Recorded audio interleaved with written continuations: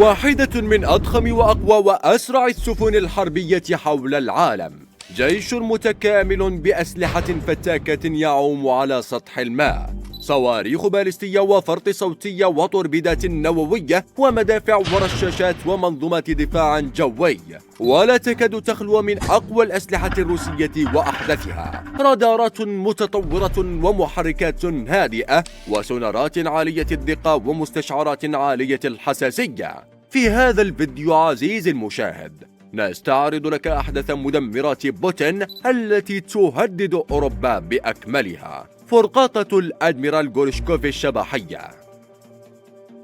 نظرة عميقة على البدن والهيكل الخارجي. بلغ طول الفرقاطة 137 متر وبعرض 16 متر، وارتفاع الغاطس بلغ 4.6 متر، بتصميم هندسي يؤمل سلاسة في الإبحار وإزاحة الماء. وجاءت فرقاطة غورشكوف ب6 محركات، 4 محركات تعمل بالديزل ومحركان يعملان بالغاز، وفرا للفرقاطة قدرة حصانية بلغت 65400 حصان، وأتاح لها الإبحار بسرعة تصل إلى 60 كيلومترا في الساعة، وبنطاق يصل إلى 10,000 كيلومتر، والبقاء في وضعية النشاط لمدة 31 يوم دون الاقتراب من الشاطئ. وبلغ طاقم الفرقاطة 210 أفراد، منهم قائد الفرقاطة ويساعده 8 جنرالات و16 فنيا هندسيا وميكانيكيا وخبراء السفن متقاعدين مع وزارة الدفاع، والبقية من أفراد البحرية الروسية ضمن الاختصاصات المتاحة في الفرقاطة. كيف تقتل الأدميرال غورشكوف أهدافها؟ ولماذا تخشاها أمريكا؟ من الإجحاف أن يكون الحديث عن تسليح فرقاطة بحرية كغورشكوف مجرد جزئية في مراجعة، فهو يحتاج لسلسلة كاملة من استعراض نوع وكم الأسلحة المزودة بها، إنما سنذكر أهمها. التسليح الهجومي يعتبر أقوى وأخطر سلاح في هذا الوحش العائم هو صاروخ تسيركون الفرط صوتي، والذي أعلن عنه أواخر العام 2021، يبلغ مداه 1600 كيلومتر وبسرعة 9 ماخ أو 9600 كيلومتر في الساعة، صاروخ مخصص للإطلاق من الغواصات الروسية لضرب الأهداف البحرية كالغواصات وحاملات الطائرات والسفن المدمرة وحتى الأهداف الساحلية. والحقيقة المرة التي لا يمكن إنكارها هي أن البحرية الروسية سوف تتربع على عرش البحار وتحتل التصنيف الأول عالميا كأقوى أسطول بحرية، ما إن يدخل صاروخ تسيركون في كافة قطعه البحرية. وتحمل الفرقاطة الروسية تشكيلة متنوعة من صواريخ كروز، على رأسها منصة من 16 أسطوانة لإطلاق صواريخ كاليبر المجنحة، والتي يصل مداها إلى نحو 3600 كيلومتر، ويصل معدل الإطلاق إلى 80 صاروخا في الساعة، مخصصة لضرب التحصينات الساحلية والمدن ضمن المناطق المعادية وتدمير المطارات ومنصات الدفاع الجوي كما فعلت في أوكرانيا مؤخرا. ولعمليات الاشتباك في المحيط فتمتلك فرقاطة غورشكوف مدفعا مزدوجة من طراز A192 عيار 130 ملم، يصل مداه الأفقي إلى 23500 متر، وعموديا يصل إلى 15200 متر، وباستخدام الذخائر الصاروخية فإن مداه الأفقي يصل إلى 32000 متر، وبمعدل إطلاق يصل إلى 80 مقذوفا من كلا الجهتين.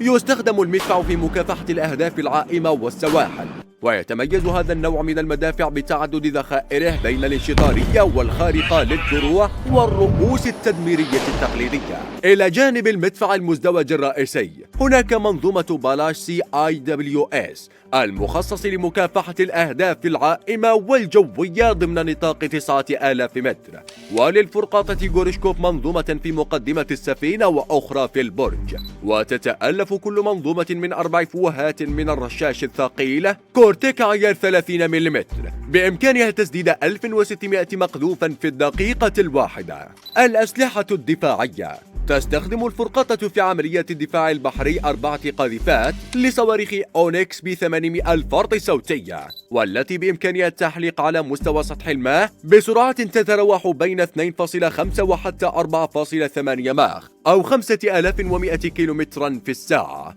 ضمن مدى إصابة حتمية يبلغ 120 كيلومتر، وبمدى أقصى يصل إلى 600 كيلومتر. أيضا تمتلك الفرقاطة 4 قاذفات مزدوجة لتوربيدات باكت إن كي من عيار 330 ملم، والمخصصة لمكافحة التوربيدات والغواصات والأهداف تحت سطح الماء ضمن نطاق 40 كيلومتر. كما تمتلك الفرقاطة 4 مدافع مزدوجة من طراز كي بي في عيار 14.5 ملم لمكافحة الأهداف العائمة والمروحيات والطائرات المسيرة والتجسسية. كما تستخدم في تحذير السفن والزوارق من الملاحة بالقرب من الفرقاطة. وتمتلك أيضا 32 خلية لمنظومة S-400 للدفاع الجوي، يمكنها إطلاق 32 صاروخ بحر جو من قصير ومتوسط وبعيد المدى في آن واحد، وتتبع 36 هدفا جويا. إلى جانب ذلك كله، تمتلك الفرقاطة مهبطا للطائرات المروحية، وطائرة مروحية واحدة من طراز KA-27 المخصصة للعمليات البحرية. كيف ترصد مدمرة الأدميرال غورشكوف أهدافها؟ ولماذا لا يمكن الهرب منها؟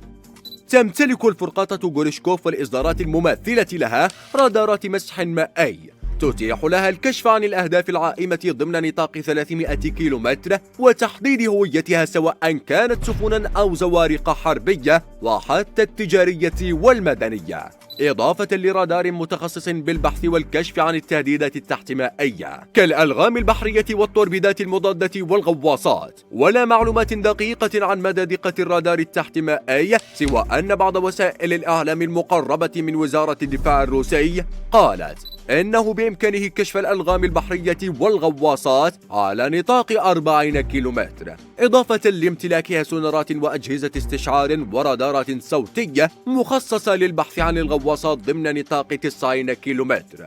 وللفرقاطة برنامج إدارة إلكتروني مربوط بالأقمار الصناعية يسهل لها الملاحة في كافة الظروف الجوية وتقلبات البحار والمحيطات، وتبلغها بحركة التيارات الهوائية والمائية وارتفاع الأمواج واستغلال ظروف الملاحة لصالح التفوق القتالي. وذات البرنامج يؤمن شبكة اتصال مغلقة مع قيادة الأسطول وإدارة العملية العسكرية البحرية لتحديد المهمات القتالية للفرقاطة، إضافة للرادار الرئيسي من طراز كورك 45B27 المخصص للكشف وتتبع واستهداف الأهداف السطحية والجوية، ورادار التتبع والتوجيه بوليمنت 5B20K صفيف الطور النشط رباعي الأوجه المخصص للكشف عن الأهداف صغيرة ومتوسطة الحجم، ورادار مونوليت 34K1 للبحث السطحي، ورادار تسديد صواريخ مضادة للسفن، ورادار بوما 5B10 لنظام التحكم الرئيسي بنيران المدفعية. تاريخ الخدمة: دخلت الأدميرال سيرجي غورشكوف الخدمة رسميا في العام 2016 ضمن الأسطول الشمالي للقوات البحرية الروسية، وشاركت في عدة مناورات أجرتها القوات الروسية إلى أن قامت بجولات استفزازية قبالة سواحل أوروبا الشمالية والشمالية الغربية في مايو أيار من العام الجاري، على إثر التصعيد القائم بين روسيا وأوروبا بسبب الحرب الأوكرانية. ومن المقرر أن يتم 30 نموذجا من ذات الفرقاطة لصالح البحرية الروسية مع حلول العام 2030.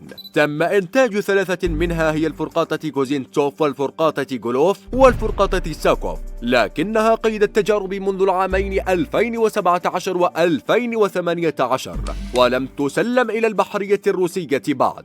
وتنوي القوات البحرية الروسية الاعتماد بشكل أكبر على هذا النوع من السفن الحربية عوضا عن الطرادات العملاقة التي تعتبر بطيئة نسبيا، كما أنها هدفا سهلا لنيران الأعداء، كما حدث للطراد موسكفا حين منتصف نيسان أبريل من العام 2022 الفائت. وأنت عزيزي المشاهد، ما رأيك بقدرات فرقاطة الأدميرال غورشكوف؟ وبرأيك هل تكون ذات فعالية أكثر من الطرادات؟